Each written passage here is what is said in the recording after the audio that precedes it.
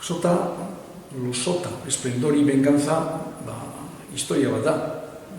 Eta nik izan egin nahi dutena, hori izan da, historia bat kontatu, beste giz. Ni ez naiz historiadore bat, idazle bat naiz, eta idatzi dut historio bat.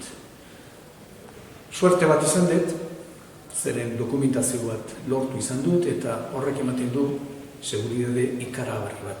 Zanekan zaila, gaia etzen bat ere erresa, eta zenbait momentotan galtzeko bere arriskua bazion.